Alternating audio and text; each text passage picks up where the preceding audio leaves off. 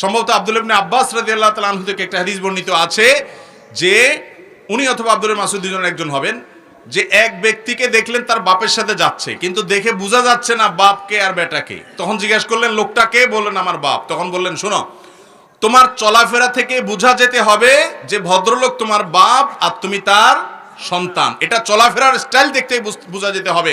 তাওয়াজু, বিনয়, তার সামনে না চলা, তার সাথে চলার ক্ষেত্রে তোমার বডি ল্যাঙ্গুয়েজ দ্বারা, তোমার চলাফেরা দ্বারা বোঝা যেতে হবে যেটা বাপ আর ছেলে দেখেই যেন মানুষ বুঝে ফেলে। আজকাল আমাদের সমাজে এগুলো আছে।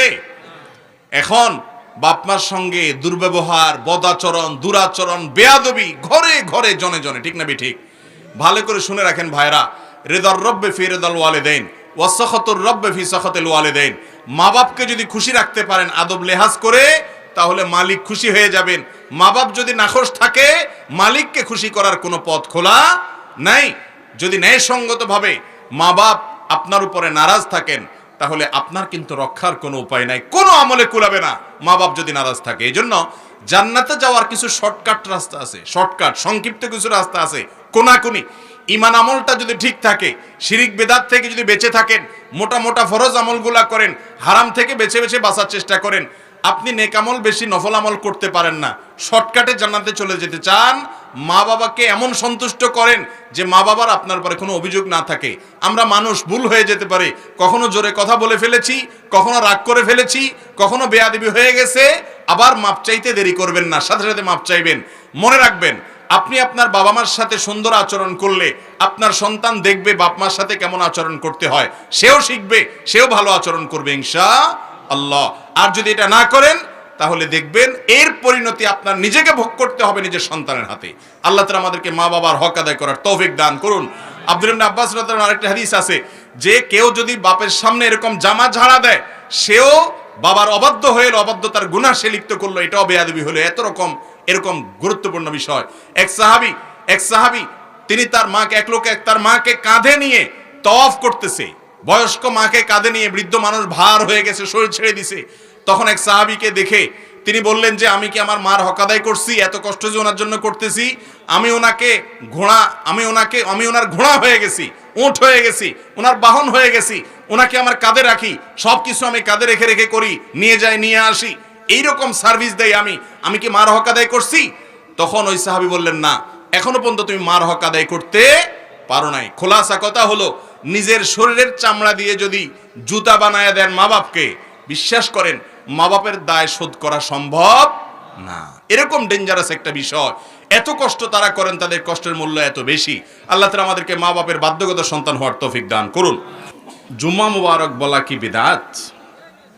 আমাদের সমাজে জুম্মা মুবারক বলার একটা কালচার প্রচলিত আছে। জুমার দিন হলে বা বৃহস্পতিবার দিবাগত রাত হলে দেখা যায় একে অন্যকে কি বলে? জুম্মা মুবারক। ঈদ মুবারক যেরকম বলে সেরকম কি বলে? জুম্মা মুবারক বলে। তো মূলত ঈদ উপলক্ষে, ঈদ উল ফিতর বা ঈদ উল আজহা উপলক্ষে সাহাবীরা একে অন্যকে শুভেচ্ছা জানাতেন এবং একে অন্যকে ঈদ উল আজহা, ঈদ উল ফিতর উপলক্ষে দোয়া করতেন। তাকাব্বালাল্লাহু মিন্না ওয়া মিনকুম। তাকাব্বালাল্লাহু মিন্না মানে রমজানে যত ইবাদত করলাম, ঈদ উপলক্ষে আল্লাহ আমাদের সেগুলো যেন কবুল করেন। আর কোরবানির ঈদের আগে জিলহজের প্রথম 10 দিন ইবাদত বন্দেগী যা করতে পারলাম, সেগুলো যেন আল্লাহ আমাদের কবুল করেন। ঈদটা হলো মূলত ইবাদতের কারণে। রমজানের সারা মাস ইবাদত করেছেন, সেজন্য একটু আনন্দের সুযোগ ঈদ উল ফিতর। জিলহজের প্রথম 10 দিন ইবাদতের মৌসুম, ইবাদত করেছেন, এই জন্য তার নগদ পুরস্কার ঈদ উল আজহা। তো আগের দিনগুলোর ইবাদত যেন কবুল হয়, সেজন্য দোয়া করতেন সাহাবীরা, এটা ছিল সুন্নাত। বাকি ঈদ মুবারক মানে তোমার ঈদ বরকতময় হোক, এটাও একটা দোয়া, এটাও একটা শুভেচ্ছা। জুমার দিন উপলক্ষে কোনো শুভেচ্ছা বিনিময় করার কথা সাহাবায়ে কেরাম থেকে বর্ণিত নাই। ইসলামের কাজ হিসাবে, ধর্মের কাজ হিসাবে যদি কেউ কোনো ফরম্যাট, কোনো ইবাদত, কোনো ভালো কাজের সিস্টেম চালু করে, অথচ সেই ব্যাপারে কোরআন হাদিসে কোনো প্রুফ না থাকে, একটা হলো যে ওয়াসিলা বা মাধ্যম, মৌলিকভাবে ধর্মীয় কাজ না, যেমন এই যে মাইকের ব্যবহার, এটা মাধ্যম আওয়াজটাকে পৌঁছানোর জন্য। এই মাইক ব্যবহার করা আলাদা কোনো ইবাদত না। আরেকটা হলো মূলগতভাবে ইবাদত, যেটা মূলগতভাবে ইবাদত মাকাসেদ যেটাকে বলা হয়, সেখানে নতুন কিছু সংযোজন করা যাবে না, সেখানে সেটাই গ্রহণ করতে হবে যেটা কোরআন এবং হাদিস থেকে বর্ণিত হয়ে এসেছে। অতএব জুমা মুবারক এরকম বলা বা জুমার দিন উপলক্ষে কোনো অভিবাদন আদান প্রদান করার কোনো শিক্ষা, কোনো নির্দেশ কোরআন হাদিস থেকে আমরা পাই না। যার কারণে এই দিনকে কেন্দ্র করে কোনো শুভেচ্ছা বিনিময় করাকে কেউ সুন্নাহ মনে করলে, জুমার দিনের আমল মনে করলে সেটা ভুল হবে, সেটা পরিত্যাজ্য হবে, সেটা বেদাতে পরিগণিত হতে পারে। আর জুমার দিনের যে সুন্নাহগুলো আছে সেগুলো স্মরণ করিয়ে যাওয়া যেতে পারে, যে আজকে জুমার দিন, দুরুদ পড়ার দিন। সপ্তাহের মধ্যে দুরুদ পড়ার জন্য সবচেয়ে শ্রেষ্ঠ দিন কোনটা? জুমার দিন। নবী করিম সাল্লাল্লাহু আলাইহি সাল্লাম বলেছেন, আকসিরু আলাইয়া মিনাস সালাতি মিন ইয়াউমিল জুমআতি ওয়া লাইলাতিল জুমআহ, বাইহাকির হাদিস। তোমরা জুমার রাতে এবং জুমার দিনে আমার প্রতি বেশি বেশি দুরুদ প্রেরণ করবা। দুরুদ পাঠের শ্রেষ্ঠ সিজন, মৌসুম হলো জুমার দিন। জুমার দিনের দুরুদটা হলো সবচেয়ে শ্রেষ্ঠ দুরুদ। আর এই জন্য বৃহস্পতিবার সন্ধ্যার পর থেকে নিয়ে জুমার দিন সন্ধ্যার আগ পর্যন্ত 24 ঘন্টা দুরুদ পাঠের সময়। এই টাইমটাতে অন্যকে স্মরণ করায় দেন, নিজে দুরুদ পাঠ করেন। এটা হলো কাজের কাজ। হাদিসে যেটা করতে বলা হয়েছে সেটা করেন, সেটার খোঁজ খবর নাই। জুম্মা মুবারক, অনেক ভালো মানুষও জুম্মা মুবারক আদান প্রদান করেন, বলেন, সেটা আরেক জিনিস। কিন্তু আমার একটা বাস্তব অভিজ্ঞতা হলো, ফেসবুকে দেখবেন যে বৃহস্পতিবার থেকে জুম্মা মুবারক লেখে। এই লেখকদের অনেককে আমি দেখেছি যারা ভালো করে নামাজও পড়ে না, শুধু জুম্মা মুবারক লেখে। দেখছেন নি আপনারা? নামাজও পড়ে না কিন্তু কি লেখে? জুম্মা মুবারক লেখে। যাক, তাও ভালো, জুম্মা মুবারক লিখছে, অন্য কোনো আজে বাজে কোনো খারাপ কথা, গুনাহের কথা লেখে নাই। এটা হলো মনের সান্ত্বনা, কিন্তু জুমা মুবারক নয়। আমরা জুমা উপলক্ষে জুমার সুন্নতগুলো স্মরণ করিয়ে দিব, যে এরা দিন সূরা কাহফ তেলাওয়াত করো এবং দুরুদ পাঠ করো, এ আমল করো, এ আমল করো, গোসল করো, আগে আগে মসজিদে যাও, খুতবা শুনো এবং অন্যান্য কাজ করো। সেগুলো হলো আমাদের সবচেয়ে গুরুত্বপূর্ণ কাজ। আল্লাহ তাআলা আমাদেরকে আমল করার তৌফিক দান করুন।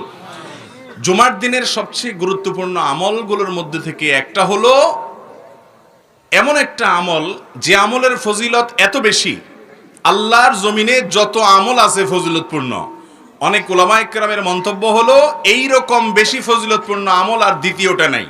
আমলটা কি বলবো? আমলটা হলো জুমার দিন যদি কেউ গোসল করে, গোসল ফরজ হয়, গোসল করে, গোসল করার পর আগে আগে ঘুম থেকে উঠার পর মসজিদে আগে আগে যায়, মসজিদে আগে আগে যায়, পায়ে হেঁটে হেঁটে মসজিদে যায় এবং আগে আগে গিয়ে ইমামের খুব কাছাকাছি গিয়ে বসে, খুতবা শ্রবণ করে, কোনো কথাবার্তা বলে না, অনর্থক কাজ করে না।